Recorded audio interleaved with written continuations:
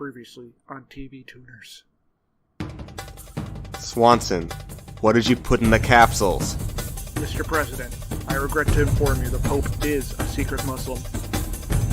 I've got too much broccoli. He made you suck? Gerald's in the hospital. You will be my greatest creation. And now TV Tuners continues.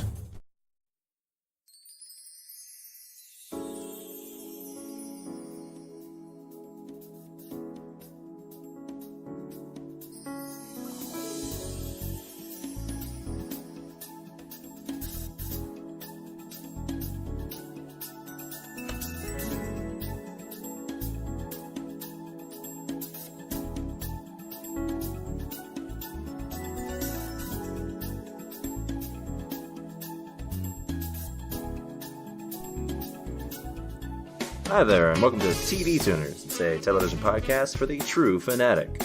It's a weekly dive into the latest in TV news and reviews. With me, as always, is my co-host and secret agent man, Stairmaster. Muzzle top! Oy vey! Dreidel! My cousin made a mess. Why? That's it, you got it. And with us, as always, is our other co-host and actress who just wants to be out of this mess, Kiorein. Hello, is that a reference to the show we watched, or are you just saying that about me? Hard to tell. I'll let you decide. Because both would be pretty accurate, so I was a little confused. Well, you just have to search your own feelings. You gotta live your own truth. Okay, I'll think about it. Yes. What'd you guys watch this week? Oh, I finished watching Narcos Season 4. I would say on the whole it's better than Season 3. It's a lot more, the cast is a lot more interesting even if you don't have Pedro Pascal anymore. I don't know, I'm pretty sure you can't have Narcos without Pablo Escobar. Oh, he shows up in episode billboard. 4. I saw this billboard that says, quote, Narcos is all about Pablo Escobar. You can't have the show without him. That's oddly specific. Where did you see this? Yeah, what a very specific billboard. Where did you see this? Yeah. On the highway. In what country? In the United States of America. Oh, I thought it was like Colombia or something. All right, everyone, please stand for the Pledge of Allegiance. Oh, okay. Go ahead, Swanson. Get us started on that. Are we really doing this? Welcome to the flag. Welcome to the flag, yo. Welcome to the flag, yo. This is my flag, ho. Welcome to the flag, yo. This is America, and we're here today to say this is the American We're going to talk about the country in an American way. Freedom's got me feeling okay. Hip hip hooray. What's You guys really know the pledge. Yeah, we're big fans of America. What'd you watch, Kiorein? I finished watching Bodyguard. Wow! Good to hear that, Mom. What did you think? What'd you think of it? It was good, Mom. I had a very good time, Mom. Yeah, I have. I'm like halfway through Bodyguard. Maybe if you'd watched it better, we could actually talk about it. Yeah, we could just spoil the whole thing right now if you'd watched it, Swanson. I mean, I don't know. There's probably not a whole lot left to spoil. There's one really stupid plot twist that kind of brings the whole thing down at the end. And kind of just seems wholly unnecessary. Kind of made it feel like we were watching 24. We were watching 24. Yeah, I thought this was British 24. I guess.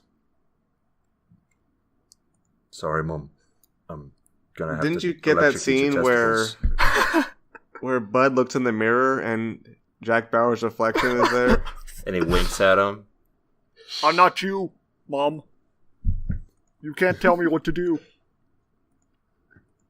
Why does he call Jack Bauer Mom? That's the... Well, actually, he's saying ma'am. Well, don't you remember that scene where... No, he says mum, not even ma'am. Where Kiefer Sutherland plays that giant tree that births him. Yeah, and like then the home secretary comes to like comfort him in bed, and he sees Jack Bauer's face in hers and chokes her. Yeah. That was pretty intense. Yeah. I didn't really get what that meant, but, you know, it was just pretty shocking. Yeah, I just thought it was like vague symbolism. I thought it was literally he was born from a tree. All right. Let's get to the news, huh? Events happened? Things have been happening. Have they? Tell Hey, us. Space Cowboys, you ready for Netflix's new announcement? What is it? No? Netflix announced that they're doing a live-action Cowboy Bebop TV show. What? Why? Okay, what's the plan here, Chief? Are they just going to remake all 26 episodes, including the mushroom one? Maybe. The one that was incredibly reliant on animation as a medium. There's nothing that's actually explained other than that it's a live-action adaptation of Cowboy Bebop that's 10 episodes long, so... All right, well, I'm going to predict it right now. Spike's going to be a breakdancer in this adaptation. Oh, wow. Why? And they're going to have like a whole episode where he's just dancing. I guess that would... that somehow makes his movement... That somehow makes his fighting style way less cool. Yeah. It turns out he's just really good at dancing. Who are they? I mean, that tracks, but still. I mean, who are they going to cast as Spike? I mean, we all know it's going to be a white dude who looks like Chris Pine, but... Why not Chris Pine? Oh. All right, here's my cast for Spike. Nicolas Cage. I would actually be on board with that. You did it. Like that would, that's him right there. That would just put him in a big wig in the TV seats. I'm living in the same dream over and over again. I see the past in my right eye. I just want to know if I'm still alive. Yeah, I'd be all right with that. You know, either that or Morgan Freeman for Spike. No, Morgan Freeman would play the Native American guy, and his.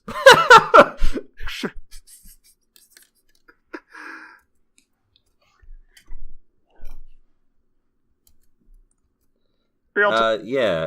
I mean, there's no actual explanation for what's happening. The series is being written by the guy who did Thor Ragnarok, so maybe that's good. I mean, I don't know. I think Thor and Cowboy Bebop are very different things. That's true. The original series creator is apparently going to be a consultant, but that means literally nothing. He's the ideas guy. Half the time when you're a consultant, you just say, "Oh, this is awful. This is terrible." Please, but they ignore you. No. I think that was his direct quote when they asked about the live-action adaptation. Just let it be. What more could you say? We made a movie and everything. I also duly noted, sir. I also heard they're going to remove the jazz soundtrack and fill it with heavy metal. Wait, but then how are they going to adapt the heavy metal episode? They're going to put jazz in it. So it's just going to be a space trucker listening to jazz? Yeah. That tracks. The future's very different. But they're not going to do like new heavy metal. It's going to be like mid-2000s heavy metal. Oh no. They're going to get like Disturbed on the soundtrack.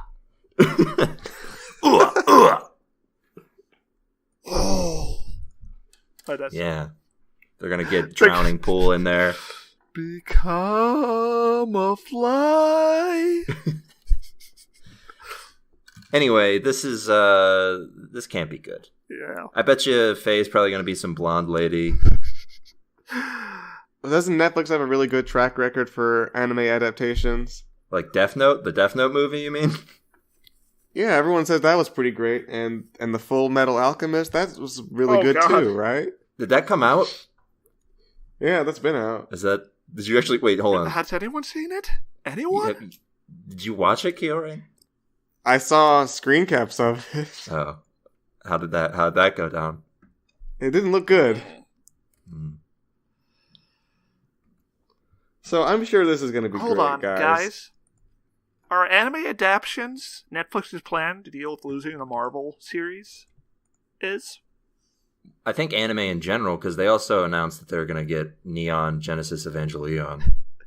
I think it's pronounced Evangelion. Shut up.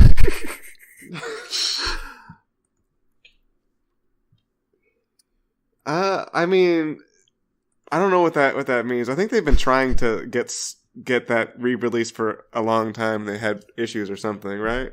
I guess. I don't know. They made a big deal about announcing it. Yeah, like, check out what we got, bitches. It's been, like, tossed around like the Terminator franchise from company to company. Like, originally ADV had it. Then Funimation had it, and now Netflix has it. How long until they do a live-action adaptation of that? Oh. Isn't that what Chronicle is? I don't know, is it? That's what everyone who watched it said. Anyway, this is as good a time as any to remind everyone that a live-action Cowboy Bebop is pretty much just Firefly. The end. It's Firefly minus, like, the Confederacy undertones, so better.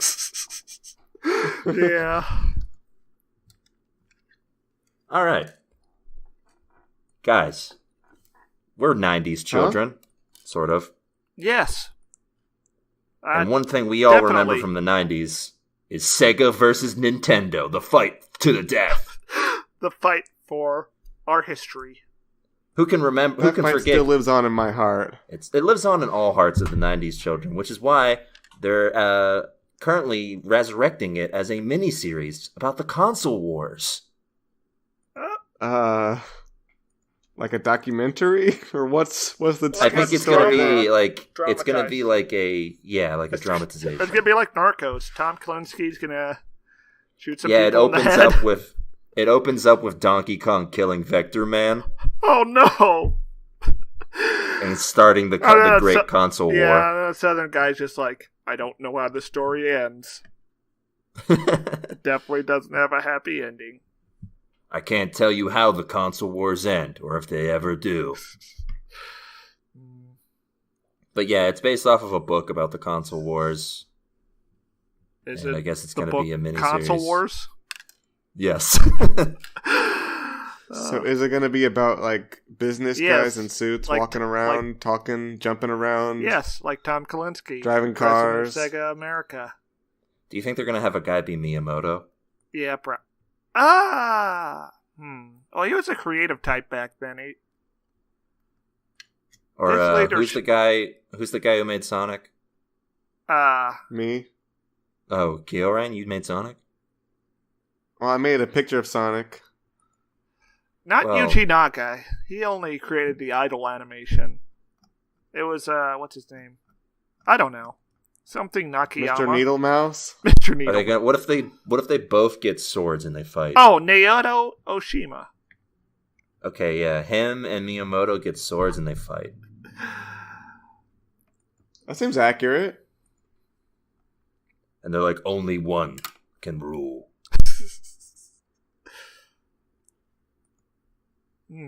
Oh, apparently the book was supposed to be adopted by Seth Rogen as a future film.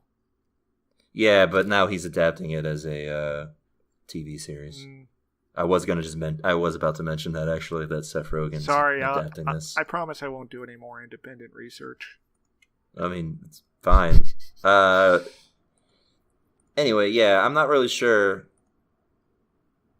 what this could possibly entail that would make it interesting. I mean, it's a tragedy. I mean, you have Sega coming up from the rags to riches and then completely just self-owning massively. Yeah. The quote for the story is that this is going to focus on the behind-the-scenes story of how Sega took on the juggernaut Nintendo and revolutionized the video game industry, which is a oddly pro-Sega stance, given how this ends. Yeah. Did you know that Sega was technically an American company at its inception? It was founded by some American servicemen who wanted to get like some pinball machines in occupied Japan. Or post-war Japan, one of the two. I hope there's an extended sequence in this where they talk about the guy who did the Sega sound. I hope there's like a montage where they get the Sega scream for the commercials just right. No, more passion! You gotta sound like a madman! It's like them in a recording studio. The guy... Sega! He's like, no, I need more passion. He like throws his headset across the room. Sega! You're not getting it! Sega! Sega? There! That's it! That's our new sound! Hot damn, that's it! That's the new sound you've been looking for. Maybe they'll have a brief Bill Clinton or cameo when the Mortal Kombat controversy happens. Yeah, maybe. Maybe they'll like... I guess that was more of a Lieberman thing. Do you think they'll make a sequel where it's Nintendo and Sony? That's not as interesting. It was kind of one-sided how Sony just made Nintendo eat their lunch for 2 generations in a row. What if Sega, like, in the end, Sega valiantly saves its life, weakening the forces of Nintendo, and Sony swoops in to steal the victory? Oh no. That also is... That's kind of like a read you could do if you distorted history a little bit. Sony and Sega had like were considering cooperation on the 5th generation of consoles, but it never really happened. What if they had a sequence where Sony takes a blood sacrifice from a Sega employee and puts it into the PlayStation? And it makes the PlayStation 2? Yeah. And every Dreamcast just burst into flames simultaneously. Yeah. Damn. This is a good show. I can't wait to watch it. Oh. Guys, I'm not going to lie. The world would have been a better place if Sega was still making consoles. I feel like things would have been much different. Yes. In a better way. Al Gore would have been president, probably. Yes. Global warming wouldn't be a thing. 9/11 would not have happened. Okay. Imagine this. Al Gore does a series of campaign ads where he's playing the Sega Dreamcast. Would he win? Yes. And both his numbers and the Dreamcast sales skyrocket. Yes. I mean, it's not like you could pick a bad game to play. That library was golden. And yeah, and then it catapults us into a golden age. Yeah, I could see that happening, really. The Dreamcast gets all the good games, and then everyone remembers Sega as the greatest game makers. They decide to make a Dreamcast 2 that's one giant supercomputer, and it becomes self-aware and becomes our new machine king, leading us into a golden age. We prayed before. And somehow this does not backfire at all. It's just good. Yeah, it's just good. Sega's good at programming. Honestly, the Sega Dreamcast could make for a decent documentary.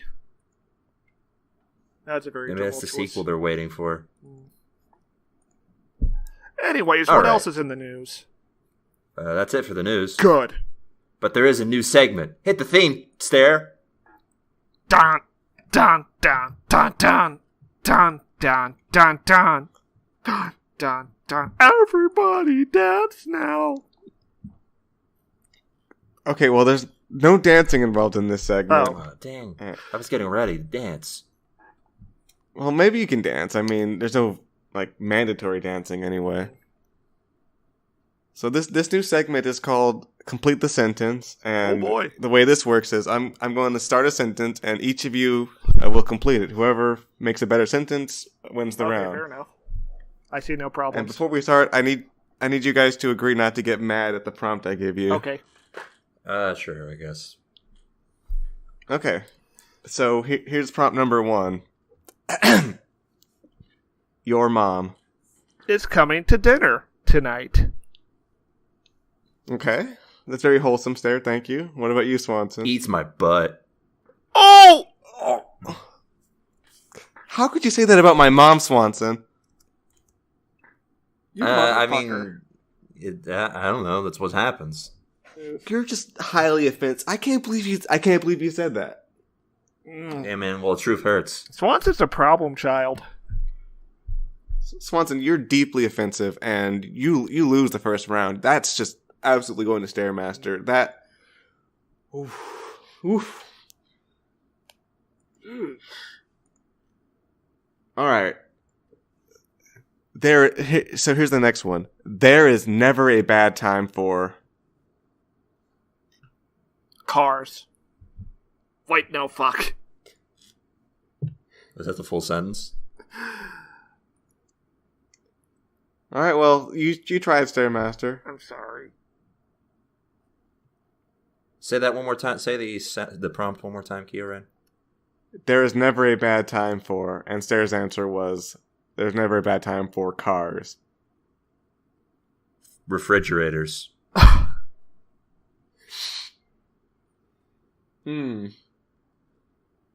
So let me think this one over. Swanson says there's never a bad time for refrigerators, but what about when you've got a hot meal that you're about to eat? Well, you'll need that when you're done. Yeah, I mean, only if you don't finish the meal, and well, yeah, it's there for you. It's not like okay. It's not like sitting there waiting for you, like slowly encroaching towards you. It's just a refrigerator, okay. Kiorein. Okay, you're thinking about cooling the food down, but what if you need to cool yourself down because the meal's so hot? All right, Stair, you don't want to support your opponent. Oh, okay. Yeah, Swanson's a stupid doo-doo head. Yeah, you want to show absolute bias in judging these questions because you don't want Swanson to win. Oh, you're right. That'd be very bad. Would it? I didn't say what was going to happen to the loser, so... You strongly hinted it to me. I did. You left me that letter in the mail. I did. I didn't get a letter. Okay, but to go back to Stairmasters, there's a lot of bad times for cars. Accidents. For example, when you're trying to sleep, you don't want those engines revving. What about an RV? You can sleep in those. Yeah, but what if there's cars? That's a vehicle. RV's a car. No, it's not. It's got 4 wheels. It's got like a face like a car. I'm gonna need you to unpack that. He's got the grill, it's got the headlights, and it's got the rectangle shape. Yes, the I'm face. hand gestures. Right there. We yeah, call that's that the face of the car. Alright, so you guys are tied now. Swanson gets the second round. Oh no. And this last one, you guys have to be careful. Oh dear. Okay, prompt number 3. 3 enormous black men had a good time eating a meal. Helped me change my tires. Very good. You guys, very wholesome. I was about to say, go to the NBA championship. Hey, I didn't say if they were competing or spectating. I mean, that's still not bad. Lots of people can have a good time at the NBA championship. I don't know. I think there's some stereotyping involved in formulating that. Whoa, Kiorein, are you saying that black people don't want to go see LeBron James? Well, I'm not saying that at all. I'm just saying it's a little suspect to immediately go there. Nah, can you imagine how sad it would be if, like, the black community turned on basketball? Yeah, that would be pretty sad. I'd be heartbroken. Or maybe they just, like, grew apart. Okay, well, I'm trying to think now who wins this round because you both gave very wholesome, positive answers. Well, I will say that eating dinner is nice. It's a nice thing to do with friends. It's good to help people out even if you don't know them. And I think them eating a meal is consistent with their large size because you got to eat to be big, right? That's true. I didn't say anything about their size. Anybody can eat a meal. If you get it. Oh, I'm just saying. You use the prompt to put something that fit their description that they're eating because they're enormous. Oh, I thought you meant really muscular and tall, not like rotund. Well, it doesn't matter. If you're going to get muscular and tall, you got to eat. However, I don't really see the relation between being enormous and fixing a tire. Oh, they lift the car up. I didn't have a jack in that scenario. So they just use Objection. Stairmaster is stating that they have some sort of inhuman strength because they're different. He said they were enormous. I assumed big muscles. Okay, well, here's the question. How strong do you have to be to lift a car? Well, there's 3 of them, with so two people? Actually not that strong. Well, 2 people have to lift the car. The third person has to put the tire on. Well, no. I'll put the tire on while the 3 of them lift it. So the problem was that you couldn't lift the car. Not by myself! I mean, if I did lift the car, who would put the tire in? You knew how to change the tire, you just didn't have the jack. Yeah. It was very inconvenient. And thankfully, these men came along and were like, oh yeah, we'll take this, we'll help you out. Let me lift this car. Well, let's lift it collectively. This is real suspects there. I don't trust you on this one. Swanson. What? They were just being helpful with their powerful biceps. This story sounds like something a Republican politician would say. Oh, no, you're right. I was, that's the only example the politician could think of is that 3 enormous black men showed up. This sounds like a defense I'd hear Jeff Sessions make. Oh, no. Well, I was helped by 3 large black men, and they helped me change my tire. I guess I gotta leave the DSA now. Alright, well, as the loser, Stairmaster, you have to drink this mystery drink. Oh, no. Ah! It burns. Yeah, so we're gonna find the effects out real soon. Wait, do you even know what that was? I have no idea. Oh. Uh-oh. Yeah, I just found it, and I was thinking this would be a good punishment for losing the segment, so... Well, what a good time. It's time for yet another segment that's become synonymous with our show, popular even. It's time for What's On? Hit the theme, Kiorein. Bum, bum, bum, bum, bum, bum, bum. What's on? Oh, nice. Yes, that's right. It's What's On, where I give you folks the titles of upcoming episodes of TV, and you have to guess what they're about. And also, you get bonus points if you happen to guess the television show itself. Let's jam. All right. This first episode is titled, I Need My Mom. Oh, dear. Okay, so this kid gets lost at the mall. Mm-hmm. That's it? Yeah. Okay. Alright, so there's this small child at home alone. And it's like the movie Home Alone, except the child doesn't know how to stop the burglars. Whoa, wait. Oh, no. So they just, come in and terrorize the kid? Yeah, and the kid needs their mom. And that's it. Okay. Maya is temporarily unable to care for the kids due to an injury. So Emmett and David reluctantly hire a babysitter, only to discover their lives may be better for it. What? Do they fuck her? The babysitter? I mean, it's not explicitly said. I guess you have to watch the episode to find out. Mm. This is an episode of NBC's new show, I Feel Bad. I don't even remember. I don't even remember what the show's about. I Feel Bad? Help me. Yes, it's called I Feel Bad. It's a documentary of Stairmaster's life. I feel so bad. My spirit's weak. Somebody, please. What's wrong? I heard the season finale episode's called My Arm Hurts. All right. Yeah. Mostly just feeling groggy and yucky all the time. Did I win because I was the one who involved that being at home? Yeah. Yes. I'll give it to Kiorein. Yes. Suck it, Stair. All right. You're going to lose 2 in a row. Okay. This next one is called Specimen 234 plus PAPR plus Outbreak. Okay. So there's some kind of epidemic in the school system where the teachers are giving out just way too many essays. Whoa.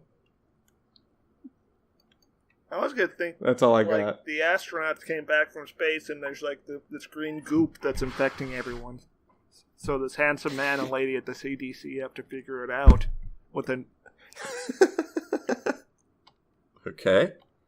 A vial containing a deadly virus is stolen from the Center of Disease Control in Atlanta, and MacGyver and the team race to recover it before the thief unleashes a global pandemic. Obviously, this is MacGyver. Stair gets that one. Yes! Suck it, Kiorein. He was pretty close. I guess. All right. This next one is called Hold the Salt.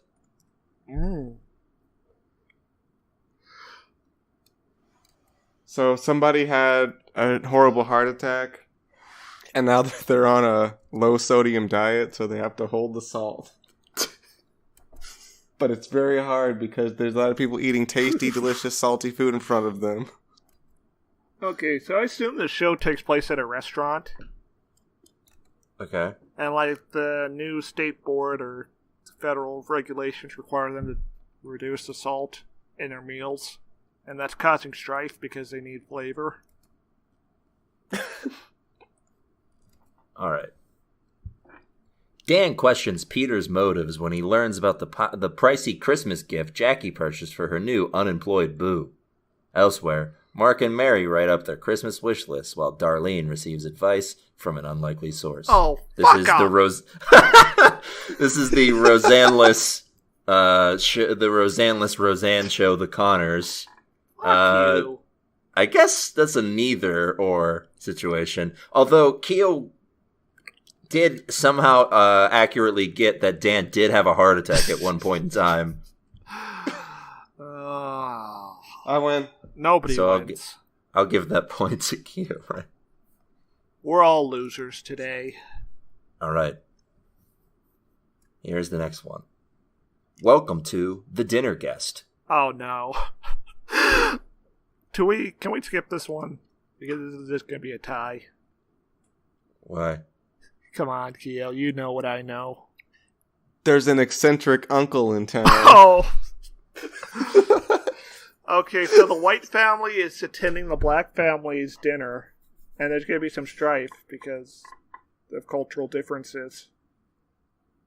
It sounds like you know what this show is. Perhaps. You want to guess it? The hood? The neighborhood? What was it called? It is The Neighborhood.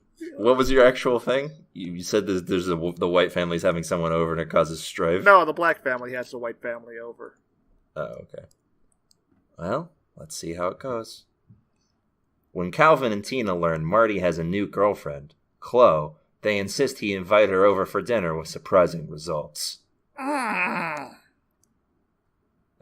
Surprisingly, no mention of the white family at all in this. That's gonna write them out. But Stairmaster was right. It is The Neighborhood, so he does get a point for that. How did you know? Maybe by the title. The Dinner Guest? Welcome That's so to the big. Dinner Guest. Welcome to The Dinner Guest. Oh, that stupid format of theirs. I totally forgot about that. Yeah. So Stair's actually in the lead right now with that bonus point and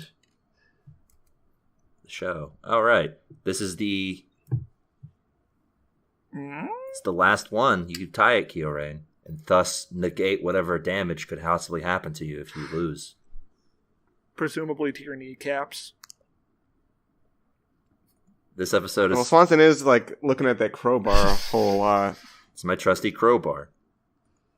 All right, this episode is titled Ronald Reagan's White House Collectible Pen. Uh-oh. There's a auction, and the white bumbling dad wants to get the pen, but the wife is like, no, we gotta save for college, for our kids. The the wife sounds like early Simpsons Marge. Yes. So is this an episode of The Simpsons? I hope not. No, Kiorein. Oh, I wasn't actually guessing that, but so there's a man. He collects pins, and his Ronald Reagan one's missing, and there's a kid, and he's in trouble because it's his fault. All right. Will is thrilled to throw the first grade parent social so that he can use this event to springboard his anti-smartphone platform. So he ropes his... So he's an anarcho-primitivist? I guess. He ropes his new love interest, Dr. Dewan, into helping him, but his plan doesn't work out quite like he had hoped. Douglas offers to have the social at his house so he can exact revenge on his rival dermatologist, Mark, who God. Douglas is convinced stole his prized pen. No. Well, at least there's a pen involved. Okay, I definitely win that one. Well, Kiorein has done it. He's avoided the crowbar by tying the game. Yes. That's been another exciting installment of What's On. A tie, everyone's favorite sort of outcome. Everyone loves a good draw. Oh, he's going to find an excuse to use that crowbar at some point, Stairs, so don't get your hopes up. Maybe someday. Old Crowy will get the chance to sing again. All right. Well, we watched the television show, didn't we, guys? What? Uh-huh. Yeah. It was like a... Okay. There was like a... Michael Shannon was there, and he had a mustache. No. That's true. They're making stuff up. Also, the guy so from Generation Kill was there. Oh, yeah. Yeah, you remember him. Oh, yeah. You mean Captain America? No. All right. So we watched AMC and the BBC's crossover mashup. Yes. We watched the Little Drummer Girl, their co-produced miniseries, which is an adaptation of the Robert LeCarre novel. Is that right? I knew it was a novel. I don't know if that was his first name. It might be Richard. He was also the guy who wrote... Robert Richard, whatever. He was also the guy who wrote Tinker Tailor's Soldier Spy. Oh, so he's like a spy novelist. Yes. He's he's like Tom Clancy, but more European and more sensual. That's more sexual and sensual. Yes. It's true. Tom Clancy isn't really known for being sexual or sensual. Anyway, yeah. So yeah, this is a show about a drummer girl, and she plays her drums for us. Did she? For like 30 whole straight minutes. What was up with that? Yeah, she keeps just bruppa-pa-pa-ing. Yeah, there's a lot of percussion going on in the opening scene as well. Yeah. With the anyway, we get an opening segment of these people inside their house living their life. These people. Wow, Swanson, I can't believe you said that. They're people. What do you want from me? You call them these people. The wholesome Jewish family that's just living their lives. Until suddenly a lady shows up and gives them a bag. And it blows up. It's a bomb. And this one guy miraculously survives, but... Well, he was outside. Yes, that's a miracle that he was outside and not with the bomb. Oh, yeah. And whenever I get a new bag, I just look at it. He sort of looks for hours. He sort of looked like the angry video game nerd at first, but then the lighting changed. And you got a better look at him, and he looks a little bit more like Michael Douglas. Yeah. Did they say anything about what this guy does or why the family was targeted? I think he's related to, like, the diplomatic. He's like an attaché or something. But yeah, this lady watches as the place blows up, and then we get credits. Yeah, they're opening credits. Who cares? Yeah. And then we get Michael Shannon with his mustache and his curly hair, and he comes up and he's being all mysterious and creepy. And Jewish. Okay.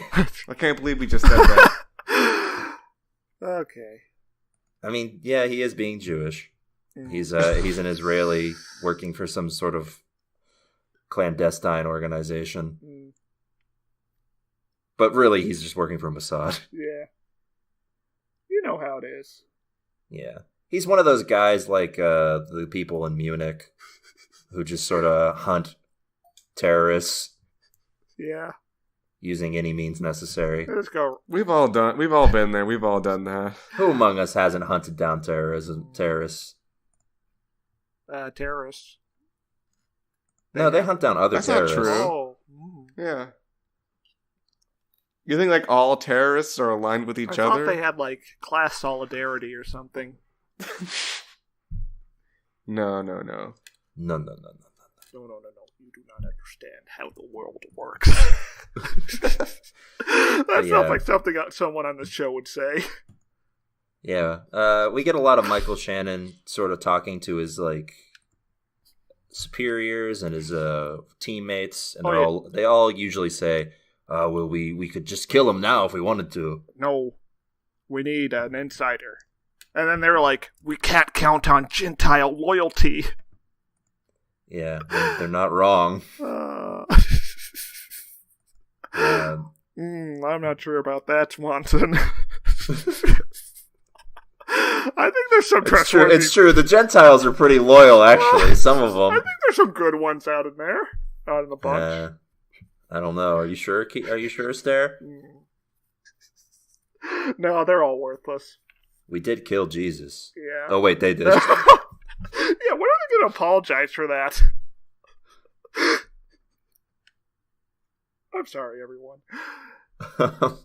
But yeah, in between scenes of Michael Shannon's character slowly unraveling his plan, we go to our other co-protagonist, actress lady. Yeah, Charlie. She's an English actress who we first see her as trying out for some sort of role, and she seems very she seems to be recalling some romantic encounter that she had. The show, Never mind. The show does a lot of jumping in and out of time in like a sort of labyrinth-ine way. Oh. Not like Labyrinth, starring David Bowie, unfortunately. Some would describe the show as a time adventure. Is that how you would describe it, Kiorein? No, that's very inaccurate. Other people would, for sure, though. Yeah, I would say this people who I will not name. The Goy cannot know about our time machine. Leave no witnesses. I would say this show is the definition of a slow burn. Yes, probably because it's based off a book. Yeah. But yeah, this show takes its time sort of unraveling the everything that happens, and I don't know if I can actually say I understand all of what's going on quite yet by the end of this first episode. But yeah, this actress lady, her troupe gets invited by a mysterious man to go to Greece. And they don't find this weird at all. And they hang out. That's normal. And they hang out on the beach. It's nice. Also, there's one good scene around here where Michael Shannon's establishing a team. And his manager seems very hesitant to give him guys. Like he asks for 10 and he gives in hopes of because he only expects to get 5. And that's a way to reinforce stereotypes, huh? 10 team members? Come on. How about 8? I've only got so many men. Anyways, they're on the beach and this mysterious guy's hanging out on the rock nearby. Yeah. Played by Swedish actor. What's his name from Generation Kill? Stellar Skateboard. Yes. It's Alexander Skarsgård. Same thing. And he's there. He's bathing. There's a lot of tension this episode between them. The friends don't seem to like him all that much, but Charlie's intrigued. Yeah, and she calls him out one time, and the next time he's like, "Hey, you called me out, and that makes me attracted to you in some sort of way, I guess." Who wouldn't like this quiet stalker also, guy? he's reading conversations with Allende. Have you seen his body, Kiorein? Okay, good point. Also, he just so confidently dives into that water. Yeah. I couldn't do that. I can't I don't swim. know how beaches work. I can't swim. I wish I was at the beach. It looked nice. You just said you couldn't swim. I mean, I could lay there on You the don't have to sand swim. and put sunscreen on other people. Yeah. Yeah, he could just observe. Go to the beach and watch people live their lives. With binoculars. Mm. But yeah, Right, Swanson? what are you saying, Kiorein? I'm just saying, Swanson. Isn't that what you do at the beach? I can neither confirm nor deny that's what I do at the beach. Okay. That's fine. You don't have to talk about it. You know, it might be a little sensitive for you. Just, maybe I do that at the beach. I don't know. Why are you watching what I do at the beach? There's a lot of people watching in the show. Like, they spend half the episode just Michael Shannon and friends spying on the terrorist boy with their binoculars. Yeah, and And one guy's really mad that they're just sitting there. It's like, why don't we blow him up with a bazooka? Why do we get to watch him fuck? We could do it. We've done it before. Yeah. And Michael Shannon explains that the whole point of the brother is that he's the younger brother of of the actual ringleader of this terrorist cell. Aren't there like 4 of them? Yes, but he seems to only be concerned with the younger brother and then this other guy that the younger brother, Big brother's like a bomb genius. Yeah. Because it's like 1979 and being able to fit a bomb in like a suitcase is pretty wild. Well, bombing things was very popular back in the 70s and 80s. At least Unlike in the now. West. I mean, it doesn't I think Were you going to say it doesn't happen much? I think all the good bomb makers in the West are gone. I don't know. The East took all our good bomb making jobs. China is taking all of our bomb makers. Look, we don't have any bomb makers anymore. I'm bringing back clean bombs. All right. Yeah, so she calls out Alex Skarsgård's character, and he's all like, would you like to go to Athens with me? Would you like to suck? He pretty much asked that, but she's like, maybe. We also get a scene where Michael Shannon is creating the perfect holding cell. The dark room. Yeah. He's creating the perfect room where no one can hear you scream. Oh, man, I wonder what they're going to use that for. Probably nothing fun. It's going to be just like a party room where you put the terrorist in there and just like say, oh, hey, it's time to have a great old dance in here and bring in the drums and like do a drum solo for him. Yeah, because they're in like a housing complex. What he's making is like a room where you can party and no one will know that there's a party going on. Yeah, his parents will never find out. Man, that's good. If only the kids in classic 90s movie House Party had that. Anyways, they track the terrorist guy down as he's trying to cross the border from Greece into Turkey. Yeah, and we got a good old-fashioned kidnapping scene where they use a honey trap, honey pot, whatever. He impresses a lady with his new technological car that has a lock-unlock switch. It's electronic. Whoa. And she gets him to fall for it. Yeah, she's like, show me again. Yeah, and a bunch of guys just run up and point guns at him, and then a bunch of guys in baklavas. Well, yeah, that's a good idea when you're kidnapping people. To hide your face, yeah. Yeah, unless it's like Narcos and you're the cops. Yeah, I made that mistake once, not hiding my face. Yeah, so now Kio's banned from the European Union. Yeah. Yeah, it's pretty bad. I don't know what Kio was doing there to begin with. But... Kidnapping people. Oh, well, that explains that. So yeah, Skarsgård and Charlie are at the live at the Acropolis. Literally. literally, he mysteriously drives her to the Acropolis at 120. Oh wait, no. Well, no, he's still going pretty fast then. Yeah, and it's very romantic. Kind of, but they don't fuck. It's very romantic, but then it gets very creepy, which is sort of this guy's entire MO. Yeah. Romantic then creepy? Yeah, that's pretty much the vibe I've been getting from this guy this entire time. But he was creepy at the start. Wasn't he, like, following them around and stuff? No, he was just hanging out on the beach. Coincidentally. Yeah, but now he's romantic and creepy. No, that lady said, like, he kept showing up where they were. Yeah, because he enjoys the beach. I don't know why you have to be so critical on this guy. He's just having a good time at the beach, Kiorein. Why do you gotta be such a social justice warrior? Men can enjoy the beach too.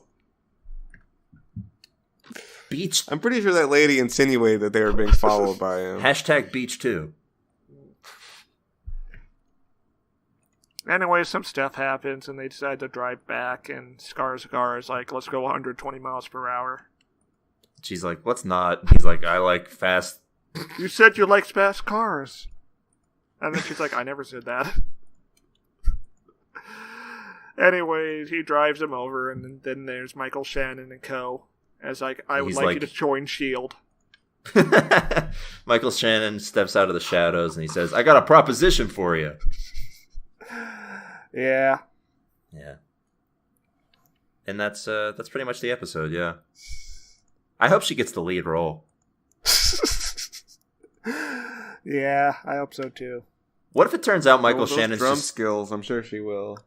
What if it turns out Michael Shannon's just looking for people for like a play he's writing? And he thinks the terrorist would make the perfect leads? Yeah, like that's yeah. Well, that younger brother was very handsome. He's like, I need the younger brother. He's conventionally attractive. Terrorists are really passionate. I think they make good actors. And the older brother, he has a cerebral quality to him. He could be our big hit. A box office blast. Wait, no. That didn't make any sense. Yeah, so any last thoughts on the little drummer girl? It's probably good. But, It's probably good. I mean, it's taking too long. I mean, it's adapting a book, and it's a very down-to-earth spy thriller, so of course it's going to have some lead-up. It was taking too long, Kiorein?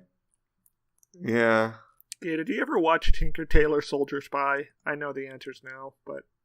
Why would you ask me that? Swanson? Does that also take too long, or...? No. Yes. It's very slow. It's also by the same guy, but it's a movie, so... Oh, there was a BBC show back in the 70s with Alec Guinness. I will say the director of this and all of the miniseries is the guy who is South Korean director Park Chan-wook, who, did Old Boy and all those other super violent movies. So maybe someone will die horribly. Well, yeah, that's what I'm saying. I'm surprised nothing super violent or, incredible has happened. Or maybe all the white people will neuter his vision. Who knows? Find out next month. I can't believe only one person died in that explosion. Wait, hold on. Is this more than television? One person died, I think.